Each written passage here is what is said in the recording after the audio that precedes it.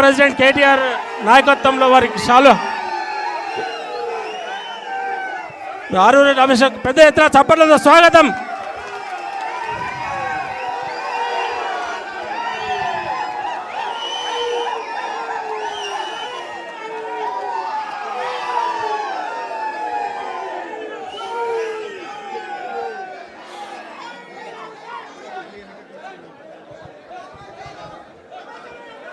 అలాగే ఈ సమావేశాన్ని ఉద్దేశించి ఆరూరి రమేష్ గారు 2 నిమిషాలు మాట్లాడాల్సిందిగా విజ్ఞప్తి చేస్తా ఉన్నాం. సుమన్, మధు, సీను దయచేసి కొంచెం ప్లీజ్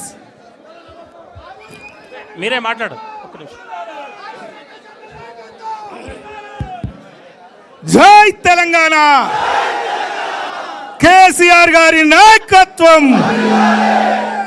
జై తెలంగాణ, కేటీఆర్ గారి నాయకత్వం. జై తెలంగాణ, హరీష్ అన్న గారి నాయకత్వం.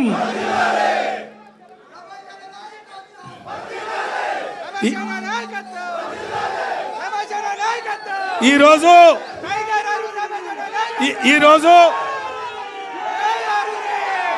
నా జైనింగ్ లో భాగంగా వర్ధన్నపేట నియోజకవర్గంలోని లేదా ఇతర మండలాల నుండి పెద్ద ఎత్తున తరలి వచ్చిన పార్టీ శ్రేణులకు, ఉద్యమకారులకు,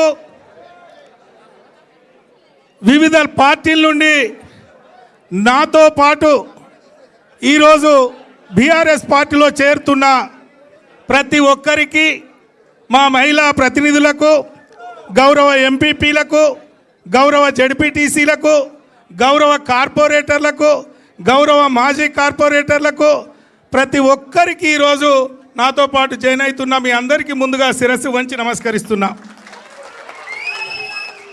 మరి ఈ కార్యక్రమ ముఖ్య అతిథులు పెద్దలు రామన్న గారు మరి ఎప్పుడు నన్ను ఒక తమ్మునిగా గత 12 సంవత్సరాలు 13 సంవత్సరాలుగా ఒక తమ్మునిగానే నన్ను అన్ని విధాలుగా సహకరించిన మా రామన్న గారికి, మరి వేదిక పైన ఉన్న పెద్దలు హరీష్ అన్న గారు ప్రజా జీవితంలో, నియోజకవర్గ అభివృద్ధిలో, ప్రజల కష్టసుఖాల్లో, అడ్మినిస్ట్రేషన్లో ఒక శాసనసభ్యులు ఏ విధంగా ఉండాలని నిత్యం ఎప్పుడూ నన్ను అలర్ట్ చేసిన మా హరీష్ అన్న గారికి, మరి పెద్దలు గౌరవనీయులు మా అన్నగారు పోయినప్పటి నుండి ఏంద్ర తమ్మి ఎప్పుడొస్తావు అని మరి నన్ను ఈ ఇంటికి తీసుకొచ్చిన మా దయన్న గారికి, గౌరవ మంత్రివర్యులు సత్యవతక్క గారికి, గౌరవ పెద్దలు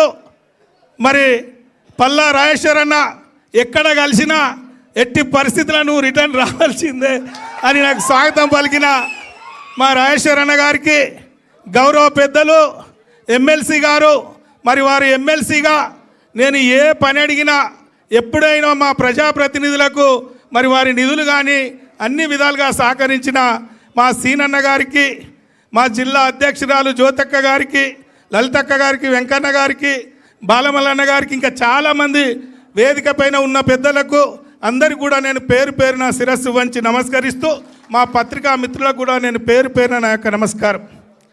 చాలామంది పత్రికల మిత్రులకు లేదా ఇతరత్ర నాయకులకు కొన్ని అనుమానాలుండే.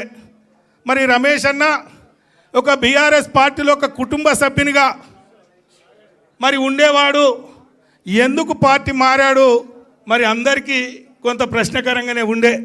దయచేసి ఈరోజు మాట్లాడాల్సిన అవసరం ఉంది. మీ అందరినీ చూస్తుంటే, మరి ఈ పెద్దల్ని చూస్తుంటే నాకు ఒక ఫీలింగ్ వస్తుంది. చిన్నప్పుడు ఎవడన్నా పిల్లగాడు ఇంటి నుంచి తప్పిపోతే గాయి తిరిగి ఇంటికి వస్తే ఎంత సంబరం ఉంటుందో తెలుసా?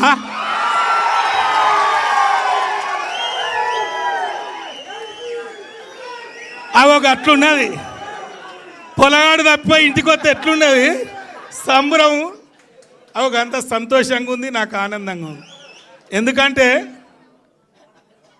కేసీఆర్ గారు, బాబు గారు నియోజకవర్గ విషయంలో ఎప్పుడు పోయినా నా కాగితం పోగానే శాంక్షన్,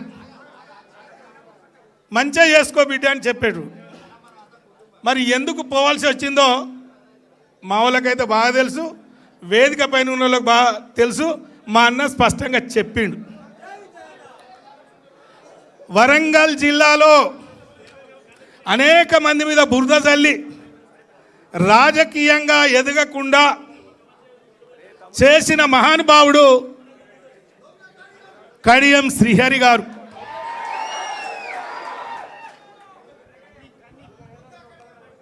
ఎన్నికల ముందు రేవంత్ రెడ్డితో ములాఖాత్ కుదుర్చుకొని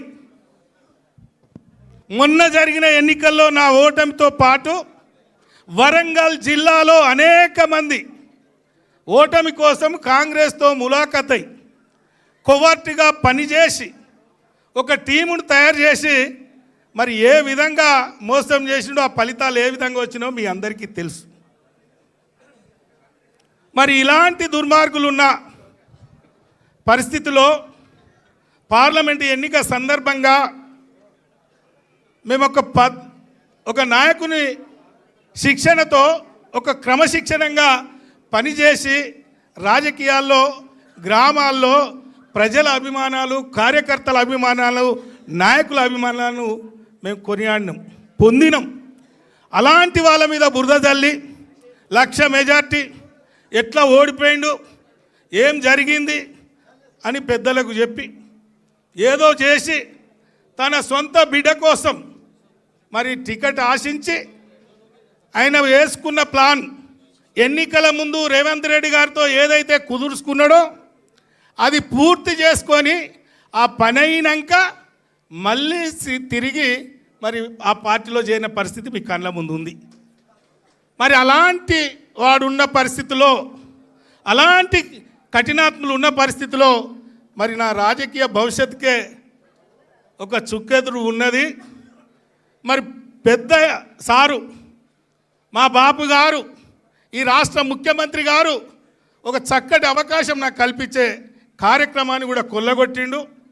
మరి ఈరోజు ఇంతమంది మీద బురద చల్లుకుంటూ తన స్వార్థం కోసం, తన కుటుంబం కోసం మరి ఈరోజు ఏ కార్యక్రమాలు జరిగినాయో మరి ఇలాంటి పరిస్థితుల్లో నేను బయటికి పోవాల్సి వచ్చింది. విధి లేని పరిస్థితుల్లో మరి మొన్న పార్లమెంట్లో నేను భారతీయ జనతా పార్టీలో పోటీ చేయడం జరిగింది, మీ అందరికీ తెలుసు. ఒక్క మాట కూడా బీఆర్ఎస్ పార్టీ పైన కానీ, కేసీఆర్ గారిని కానీ, ఇతరత్ర నాయకులను కానీ ఏ రోజు కూడా నేను ఒక్క మాట కూడా నేను మాట్లాడలే.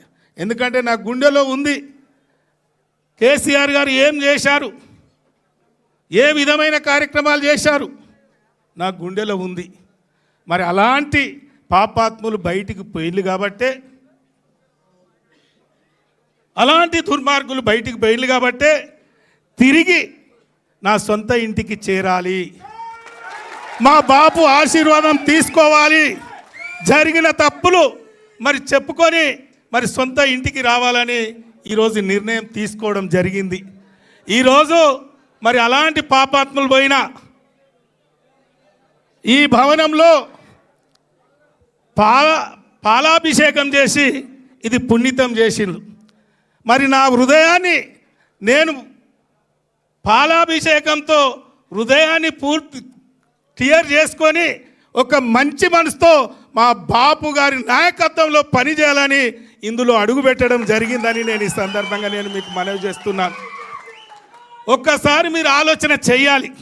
ఈరోజు కేసీఆర్ గారు ప్రభుత్వం పోయిన తర్వాత, బీఆర్ఎస్ ప్రభుత్వం పోయిన తర్వాత, కేసీఆర్ గారి ముఖ్యమంత్రిగా పక్కకు జరిగిన తర్వాత 2 సంవత్సరాల్లో